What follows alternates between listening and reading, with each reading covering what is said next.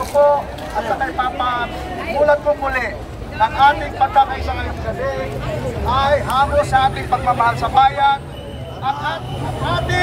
at ating ilalaban ang ating pinaglalaban sa pamamagitan ng mapayapang paraan.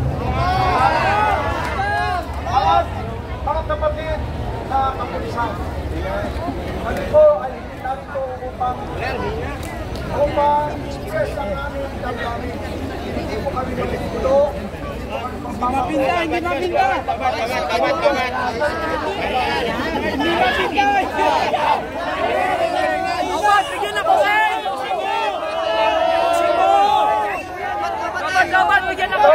Sandali lang mga kapatid.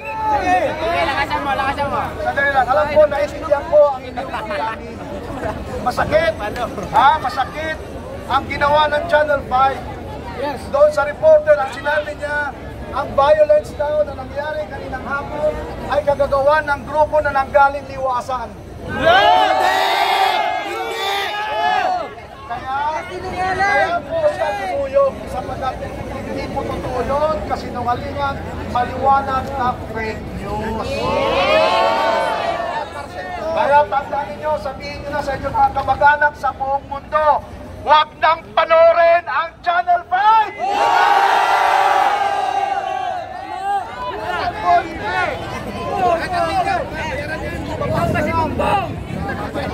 Meron lang akong gusto sabihin. Yung mga putang inang komunista, huwag mahalo sa amin. Nagpapanggap kayo mga Duterte supporter, mga putang ina nyo. Kilala namin ang mga kasama nyo.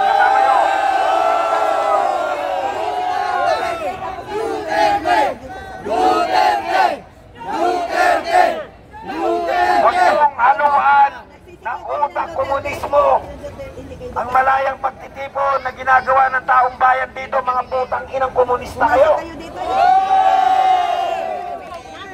Love you, pare! Kami, simula nagkaroon kami ng malayang pagpapahayag, kaibigan namin ang kapulisan hanggang ngayon. Sino ka ba putang ina mo? Sino ka? Sino ka?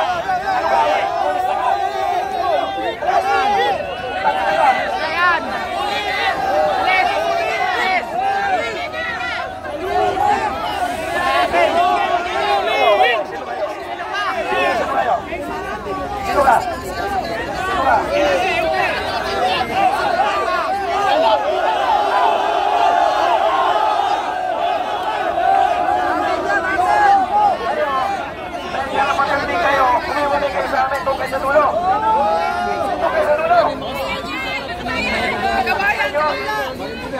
Mga kabataan, ginagamit yung utak nyo ng mga NPI, mga putang ina nyo! Makulit ka, ha? Bigyan ang karapatan yan! Sino mo? Ano sinasabi mo? Ano sinasabi mo?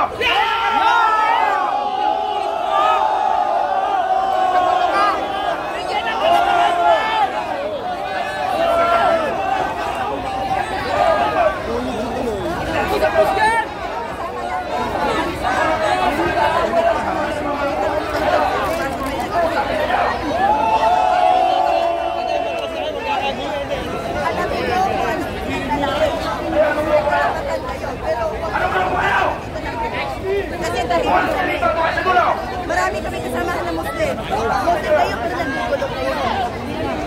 Hindi, kayo, naggugulo ng babato. Pumasok kayo, bigla, nagsisigaw kayo ng Duterte. Tapos inuyo. Maraming na. Maraming kulang. Hindi, pumasok kayo dito. Wala kasi ba yung mga ako? Kasi marami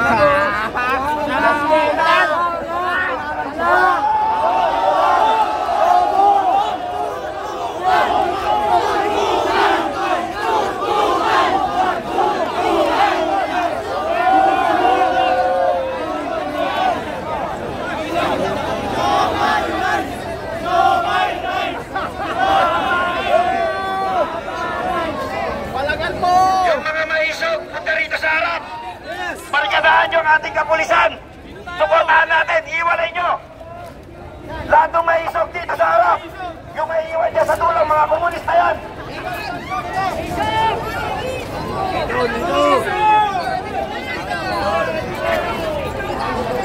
Para ipapadispress namin sa mga pulis yung mga putang inang yan.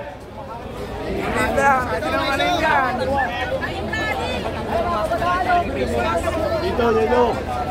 Yung mga may isog, tanggalin lahat ng maskara at saka face mask. Yung matitira mga komunista. Lahat tayo may karapatan pero huwag niyong babuyin ang lihitimong nagpapahayag ng salubin.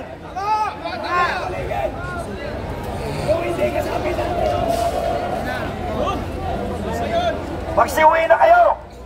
Pasakit kayo sa magulang ninyo, mga putang ina nyo.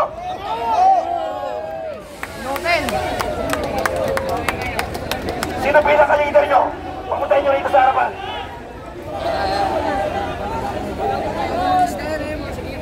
Dito sa harapan, magplano tayo, pinaka-leader nyo. Ang putang ina nyo, doon na lang kayo sa bundok.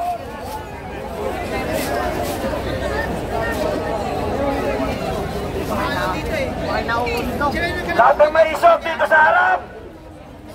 May isog! Samahan nyo ang haloy ng kapulisan. Lahat ng vlogger, luminya rito. Bigyan ng division. Mamaya, ang mga taga-Campo Aguinaldo ay magpupunta rito.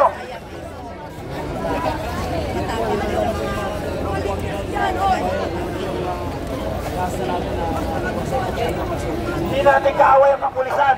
Komunista lang ang may ayaw sa kapulisan. Ang kapulisan ay para sa taong bayan. Pero sa mga komunista, ang turing nila dito ay kalaban, mga putang ina nyo.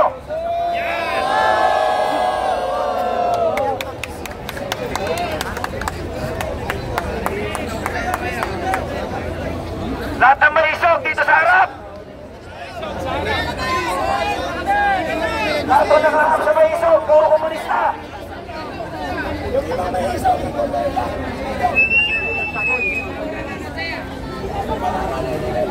Yan mga kabataan, NPA na mga putang ina nyo.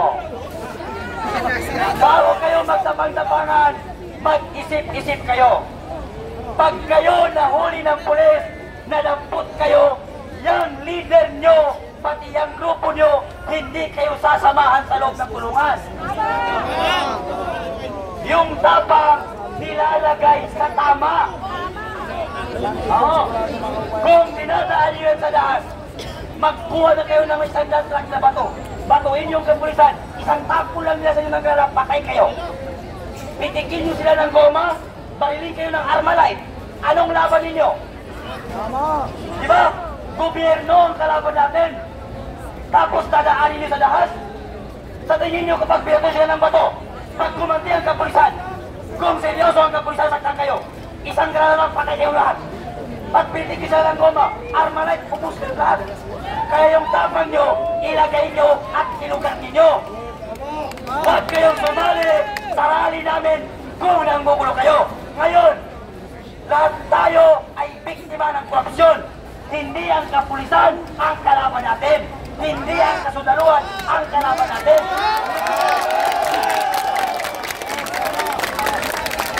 Tanungin natin ang mga sarili natin. Bakit tayo nandito? Hindi man para labanan ng korupsyon? Ang mga kapulisan, nagtatrabaho lamang sila. Gaya natin sila, biktima rin sila ng korupsyon. Akala ko ba sa Kabataan, pag-asa ng bayan? Bakit tayo nanggugulo? Kung buhay lang si Dr. Jose Rizal, sigurado kung sasabihin niya, ang Kabataan ay laso ng bayan. Lahat tayo estudyante, lahat tayo nag-aaral. Imposible na ikaw na estudyante magpa-under ka sa putang ina na para lang saktan ang mga kapulisan. Estudyante tayo, tapos magpapa-under tayo sa mga komunista. Nag-aaral tayo, pinapaaral tayo ng mga magulang natin. Para saan? Para gumanda ang ating kinabukasan. Bakit natin pinapalisahin si Marcos? Para maitigil ang korupsyon dahil ayaw natin na mamana ng kabataan sa susunod na henerasyon ang pamumulitiko na puro nakaw. Kaya tayong mga kabataan, magkaisa tayo at sukpuin natin ang korupsyon sa ating bansa at pababain si Bongbong Marcos sa pwesto ng walang daas. Wika laban sa korupsyon, wika laban sa politiko na magnanakaw. Hindi daas ang kailangan natin.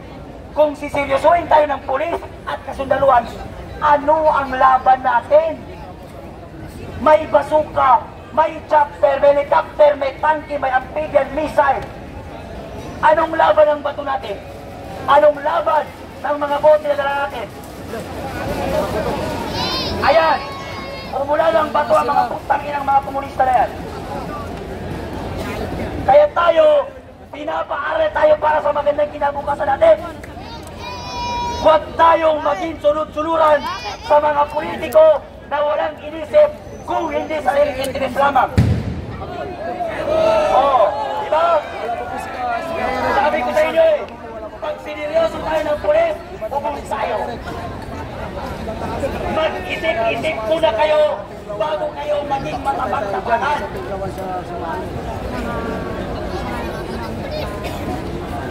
Sana sa mga daming kapulisan, pabawain nyo yung mga tao na sa taas, mga may daming kapulisan. Hinihingi po namin sa mga kapulisan natin na pabawain nyo po ang mga pulis na nasa taas, ay nasa taas ng mga tao. Pababain to kasi. Pababain po natin mga sir, mga minamahal naming kapulisan. Pababain nyo po yung mga tao nasa taas. Mga hindi pulis. Mga hindi pulis, pababain. Ano?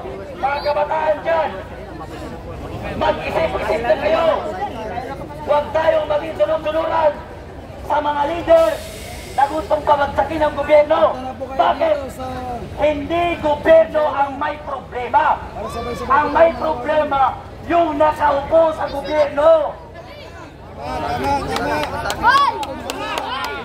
Akala ko ba sa mga taga-UP Pride? Akala ko sa mga nag-aaral sa UP Pride? Bakit kayo nagpapahansin? Bakit kayo nagpapareklo sa mga komunista para mabagsakin ang gobyerno? Inuulit ko, hindi gobyerno ang kalaban natin. Ang gobyerno ng Pilipinas, walang problema. Ang may problema, yung nakaupo sa gobyerno. Iisa lamang, iba yun ate. Sa tingin mo, pag inalis natin ang gobyerno, anong mangyari sa Pilipinas? Tell me. Sagutin mo, pag binabagsak natin ang gobyerno, ano ang mangyari sa Pilipinas? Hindi nga, kakatanong kami. Kung gusto mo babagsakin ang gobyerno, ano? Di ba? Yan ang problema. NPA!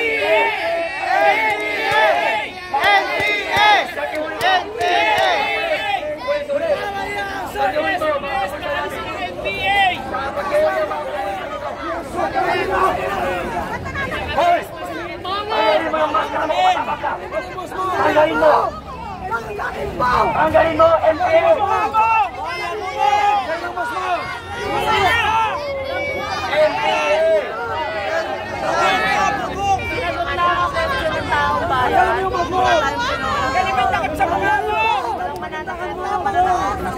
Malis kayo dyan! Kasama namin, malis kayo! Baboy! Tanggalin mo! Sumili ang buta! Ina mo, baboy!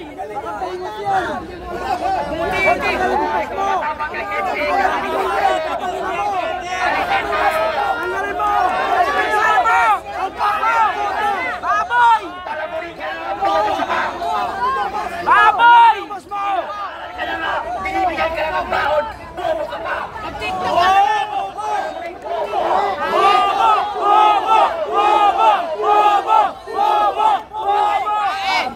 Tangina mo, baboy! Yan yung hirap sa NPA! Palamunin na nga, pinapaaral pa, bobo pa! Tulog ka na!